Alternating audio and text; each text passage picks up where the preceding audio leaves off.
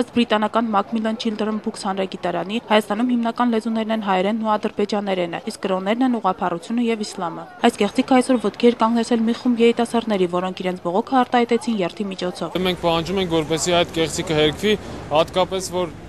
մյուս տարի պետք է վերահրատարակվի այդ հանրագիտարանը։ Հանրագիտարանում սխալ է ներկայացված նաև Ղարաբաղի-ադրբեջանական հակամարտությունը, դրա պատճառներն ու հետևանքները։ Նշվում է, թե 1988-89 թվականներին Հայաստանի եւ